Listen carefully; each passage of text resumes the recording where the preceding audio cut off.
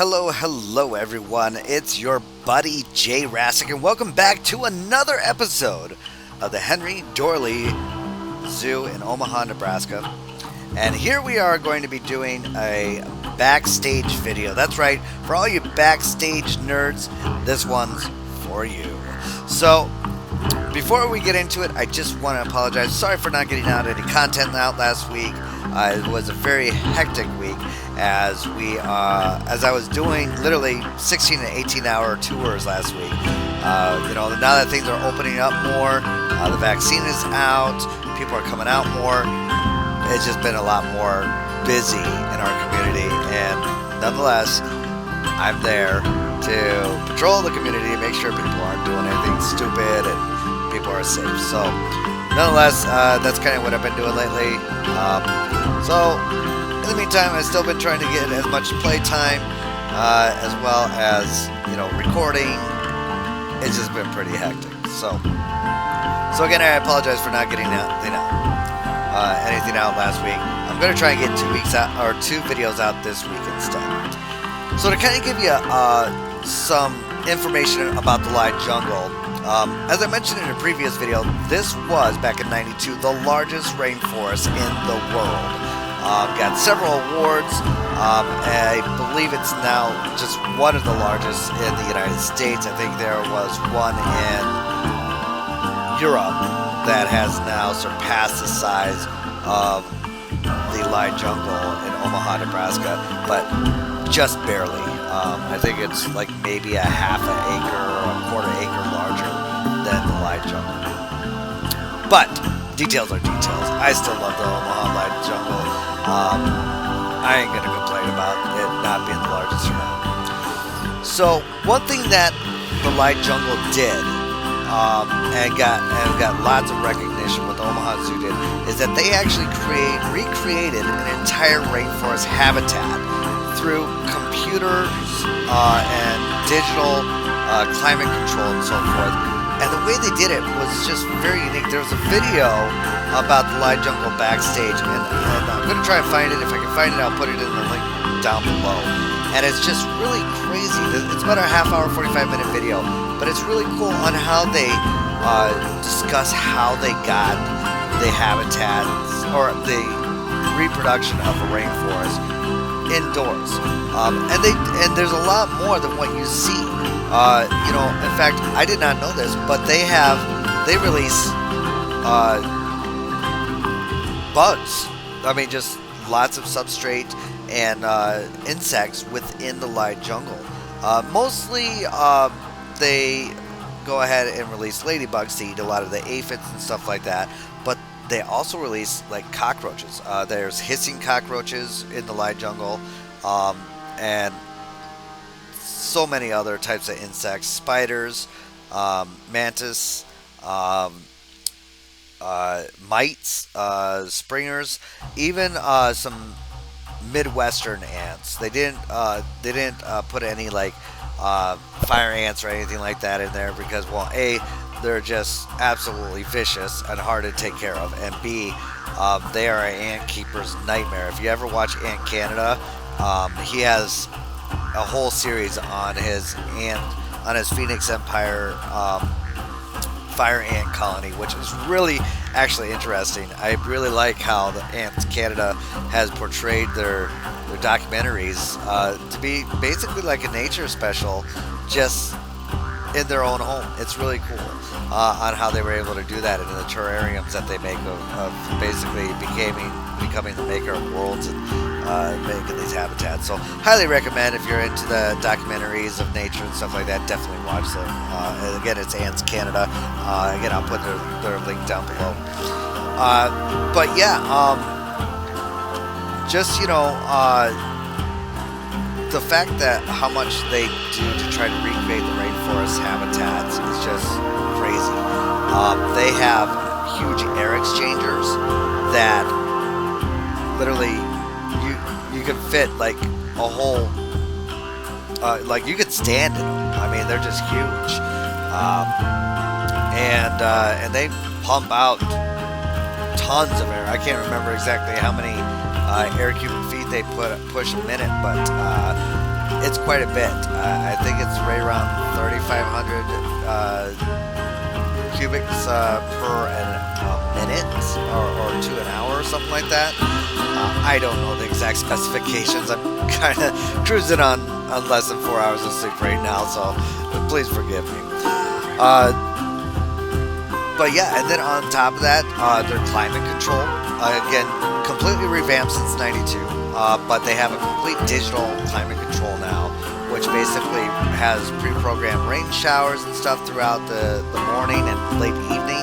I believe it rains in the live jungle at least once or twice. They have a complete water exchange system and filtration system, which they have to, because those pygmy hippos that they have in the live jungle, I guess, produce a lot of waste material. From some of the documentaries that I've watched about hippos, I can believe it. They are literally shit machines. So, the other thing is the climate control in the live jungle. It's usually a balmy 85 to 92 degrees all year round, and it's all powered through natural gas. And I believe they have a geothermic natural gas that provides 72% of the power, which is kind of cool.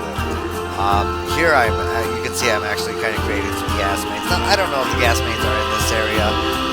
The video that I saw for the backstage area wasn't too detailed on exactly where they were located in the live jungle. So for the little bits of information that I put in here, I just kind of said, hey, this is a good area to put a backstage area, and I did. So if it's completely wrong, then sue me. Now, if there's someone out there that wants to correct me and give me photo references of the backstage area of the live jungle, hey, be my guest. I will be more than happy to redo this area because it was a lot of fun. The other thing that I did with this backstage area is I actually created a furnace. And so the gas mains that you're seeing right now, I already have that on the Steam Workshop. So, make sure you follow me on Steam. You can get all my blueprints that you see in these videos. And when I'm finally completed, I'm actually going to go ahead and release the Omaha Zoo as a whip file for you yourself to enjoy and walk through, and play with it, put in your own animals and stuff like that. The other thing that you'll be seeing in a little bit is a furnace that I created out of a generator. I thought that was a pretty unique, ingenious way of creating an actual furnace.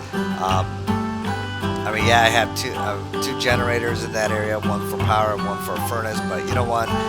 It works out. So I think I enjoyed doing that here as well. But here I'm literally putting gas, natural gas, and water mains through the ceiling area to kind of give it more of a realism. And and that's one thing that I see in a lot of builds, and I think I mentioned it before, where some large, a lot of people will go ahead and just build these fancy buildings and everything, but yet they don't pay attention. They don't do a lot of the fine, small details, such as like gas piping or water mains or anything like that, or HVAC. And I'm not saying all of them don't, and it doesn't make their build any better or any worse. It's just I admire the small details. And if you look at my my blueprint workshop on Steam, you notice I create a lot of unique details, such as like a defibrillator, fire alarms, sprinklers, air exchangers, the gas mains, stuff like that. The smaller habitats and implied exhibits, which you don't normally see with the larger creators. And again, I'm not bashing them. I think they do a great job. A lot of my inspiration comes from watching their videos. But I feel that the small details is what truly makes the build. Everything from trim to lighting, and yes, you may have a higher piece count. However, the build looks more complete in my opinion. So don't put in those baseboards. Take the time to go ahead and put in a little bit of HVAC and stuff like that, some sprinklers, and you know, have fun with the lighting, and you know, that's what it comes down to really. It's just have fun, and that's what I do. I'm just having fun here. A lot of people like to build habitats. Some people just like building buildings. I'm kind of a little bit of both, which brings me to my next thing. Is I'm going to eventually, I think in the next episode, we will finally be able to put in an actual exhibit in the Light Jungle. And with some of the new mods that have come out, I mean, it has opened some more possibilities for me to be able to complete the Light Jungle, because a lot of the mods that are coming out lately are in the Light Jungle, and also the Desert Dome. And I can just tell you, there's going to be a lot more coming. I mean, I've been following the Discord of the modding of Nicholas Lionrider, as well as the modding community Discord, and it's just crazy with the stuff that they're coming out with, and I'm really looking forward to a lot of them. This week, within the last 7 days, as of today, which is Monday, May 3rd, there's been well over 25 new mods in the last 7 days. That's just astonishing to me, and I think that's awesome. So keep it up, guys, because we love those mods. I love them because there's some species that you guys are coming out with that I'm going to be able to use to recreate the zoo the way it should be. So as I mentioned earlier about the furnace, here you can see I'm doing the furnace, and what I did is I just took a generator and kind of blocked it up, added some primitive squares, and as you'll see, some glass work here to kind of create a pilot light, and basically the habitat heater, and just put it behind some glass to kind of give it that look. I did disable the heater so that way it didn't heat up the whole area, so then that way my in-game cost doesn't cost too much, because let's face it, these things actually cost like $10 a month per heater, and I got tons of heaters throughout this build already, the zoo as it is. So I think it came out really nice. I did struggle a little bit with trying to create that pilot light look, to make it look kind of like there's a pilot light there that you can view and so forth. Just basically because of the way that for whatever reason, the pieces just weren't matching up the way I wanted it to. But in the long run, I think it looked really good. I'm going to end up putting this furnace on the Steam Workshop as well, so then that way you can put it in your zoo.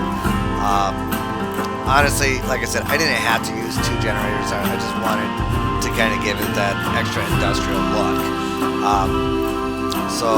And plus that way, if one fails, the other one fails. So what I did is one will still continue while the other one fails. So I put one maintenance every year, like in game, and then the other one like every 6 months. So that way, there's always a furnace or a generator working. But yeah, I was really, after I got the furnace working, I was actually pretty impressed with how well it looked.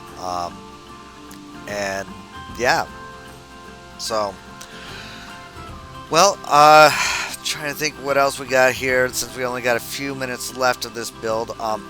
We'll definitely be doing a live walkthrough towards the end of this video here, so then you can kind of get an idea of how the actual backstage looks, and I'm really proud of and really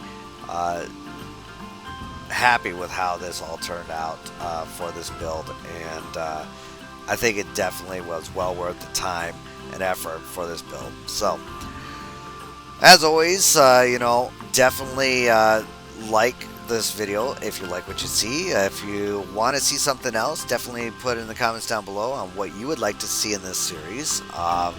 Again, I will put a link down below of which I discussed for the blueprints, alongside with that Ants Canada YouTube page, so then you can kind of see what I was talking about with the ants, as well as try and find the link for that backstage video for the live jungle, so then you can see what what I could probably improve if you want to see. Say, hey Jay, you missed this part. So stay tuned for the walkthrough. All right, here we are with the walkthrough. And, basically to get to the backstage area, I put it directly underneath the Durham Treetop Restaurant, which, didn't realize when I was building it. I thought I was high up enough because I was literally up by 8 meters from the ground level of the backstage area, but apparently the utility area still caused some negative offense over here, but honestly, I don't care. So we're going to go ahead and go to the down area. We got the staff entrance right here, kind of tucked away in the corner. That brings us to the main staircase. And this will also lead into the exhibit area, which we'll probably do in the next episode. Hey, just walked through the wall. What the heck? We got a keeper hut, some veterinarian clinics here, as well as the staff room back here for our light jungle staff. And then we have a couple research stations, I believe 2 or 3 of them. And then, of course, some workshops for our mechanics. Then that brings us right into the utility room. There's a furnace that I mentioned that I built earlier, and now I will get that on the workshop.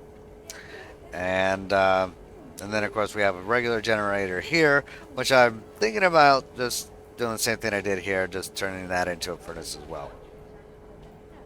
Our gas main, which is already on the steam workshop, and then our water purification. And the other, I forgot to put a door there. Got to make sure we put that in there. The next thing we want to do is I'm going to kind of take you through the back area of the light jungle. As you can see, like I mentioned, I have all gas mains and HVAC coming through the ceiling here. One thing I forgot to do was put a door right here, so we're going to have to do that here soon. But that brings you right back here, which brings you on a nice little trail throughout the whole light jungle around the entire building. So staff has the ability to walk through here unobstructed. I'm going to make it so then they can get to every exhibit within there. There's actually even parts of the light jungle where there's underground exhibits. And I'll probably put some keeper huts as well throughout this area, in this back area. Another water purification there. Yeah, you're not gonna find any. Yeah, there's a security guard there. I do need to fix the wall here, it looks like. And one thing you can hear already, I love the way this sounds. It sounds exactly like an air exchanger. Nice little low hum. We're gonna go into the air exchanger room. I'm not 100% finished with this one yet. They'll need to put in some air ducts and stuff like that throughout the light jungle, but this is basically the main engine, you could say. And one thing that I did, we're gonna go straight through the wall here, is I used the water wheel, the Asian water wheel, to make it look like fans. I thought that was kind of cool. It's the only moving piece we have in there, but I mean they're all synchronized, unfortunately. But hey, you know what? That doesn't matter to me. So I think it still looks cool, and it still kind of gives it a look like this, like it's an actual air exchanger. So yeah. there you have it. The backstage area. Um, give a little more backstage area here. One thing that I haven't posted yet, that I've been working on and off, is of course the Desert Dome. And we are still actively working on this, so can I give you a little preview of the backstage area for this area. And of course, this needs a lot more work. Again, there's some gas mains, water mains, and also your power generator. I decided to put that on the outside. And then, we have our internal, we have the keepers huts, a couple research facilities, vets, um, just your general backstage staff stuff.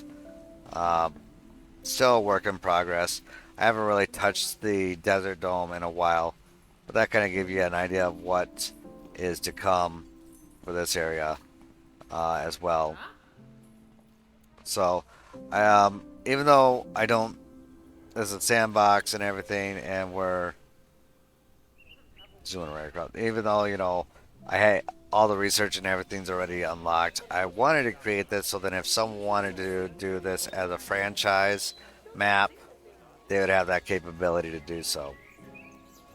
So, God, I still love that front entrance. It's just so beautiful. So yeah, there you have it. The backstage area for the Light Jungle and also the Desert Dome. A little sneak peek in there. We got the Rainforest Cafe area. Got some lockers here that I built. A walk-in cooler. Very nicely done. With temperature regulations. I believe we showed off the kitchen before. And then a lower level here. I'm not quite sure what we're going to do with that, but we'll figure it out. But yeah, so that brings us back to the utility room here. So want to thank you again so much for watching. Don't forget to like the video and let me know what you want to see next. I want to probably do a habitats next for the Light Jungle. So, let me know what animals you want to see. Kind of leaning towards the first exhibit that you usually see is an otter and gibbon exhibit, but we don't have any gibbons, so I may just have to do otters for the meantime until one of our lovely modders out there decides to do gibbons. I know there's a replacement gibbon for the female bonobos. Honestly, I may just go ahead and use that, but the problem is it's a 1.4 patch, and it doesn't have the 1.5 update to it, so I don't think it's going to work. But you never know. So yeah, there you have it, the backstage area for the Light Jungle. So again, don't forget to subscribe and like what you see. Hit that bell notification. Until next time, ladies and gentlemen, build, play, and enjoy. Hey everyone, thank you so much for watching. Did you enjoy this video? It would really mean a lot to me if you smash that like button to let me know. Also, don't forget to subscribe and click that bell icon for future video content and notifications of uploads. Also, leave a comment below on what you like about this video and what you'd like to see in the series. You can follow me on Steam, Twitch, and Discord. Till next time, build, play, and enjoy.